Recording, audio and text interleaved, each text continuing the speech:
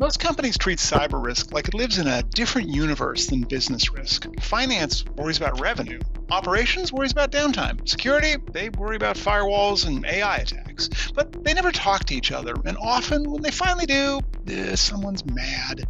Today we're building a plan to fix that disconnect. We're building a measurement system that tracks whether you're actually integrating security into business risk decisions or if you're just pretending to.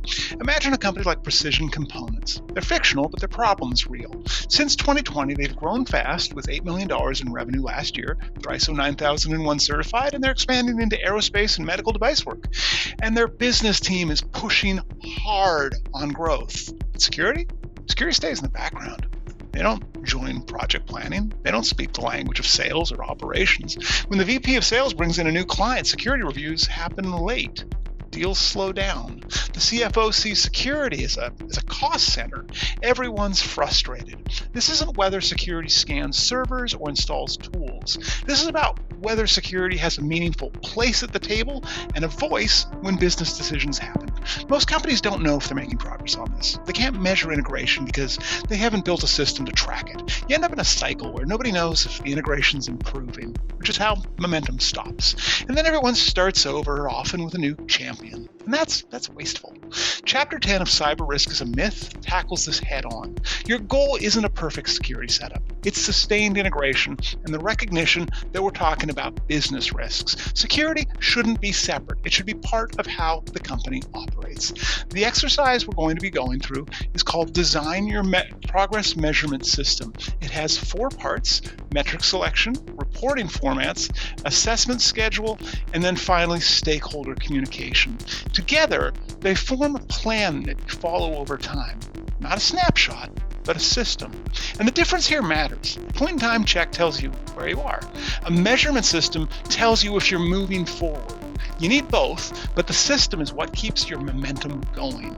If you build this right, the plan itself doesn't need to change much. The activities just need to happen on schedule.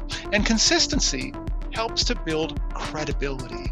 And if you want the deep dive on why integration beats isolation, check out Cyber Risk is a Myth, but you've got everything you need right here. So let's go ahead and build our plan. We're going to open up the worksheet, and we're going to walk through each section. For Precision Components, I'll show you what gets captured, and that'll help you understand what matters. First, we want to pick metrics that show whether integration activities are actually happening. We need 3 categories. Process metrics show if work occurs as planned. Next, outcome metrics demonstrate the business value of integration. Next, we're going to talk about perception metrics, which gauge the stakeholders' views of our integration efforts. So each one needs a definition, a data source, and what success looks like. There's no vague goals here. I filled in one of each. Now, if this was a real exercise, you'd fill in more. Next, we're going to move to under reporting format. And we want to remember, one dashboard isn't just going to magically work for everyone. Executives need trends, managers need details, and working teams, they need action items. It's okay to mix qualitative trends with quantitative context. Numbers tell you what happened. Stories tell you why. Next, we'll look at assessment schedules. And I want you to understand that metrics without deadlines, honestly, they just gather dust. So we're going to set when data gets pulled, when we analyze it, and then when we're set to review it with our stakeholders. I want you to automate your collection where it's possible, so you can spend your energy on analysis and in decisions. And then in terms of stakeholder communications, I want you to ask yourself, who needs to hear about progress? What messages are going to resonate with them? What are we going to do when the results that we need to report aren't great? And I want you to plan for bad results up front. If you wait till the numbers look ugly to figure out how you're going to talk about them, you're already at risk of losing trust. But we started out here with a blank exercise worksheet.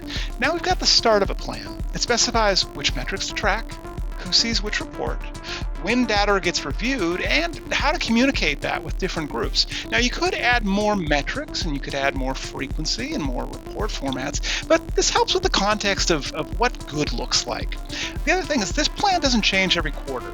That's the point. If you designed it well, the structure holds. The activities in the plan just need to happen on the schedule that you define. So run your monthly collections, hold the quarterly workshops, send your biannual board updates. Consistency is what makes the data credible.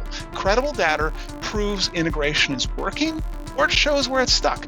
Either way, you stop guessing, and momentum stays alive because the system keeps running. For precision components and similar companies, this means security stops being invisible to the business. It means the CFO sees time saved. It means the VP of sales sees deals close faster. Security isn't separate anymore, it's integrated. Build your plan once, run it consistently, and then integration becomes routine instead of hope.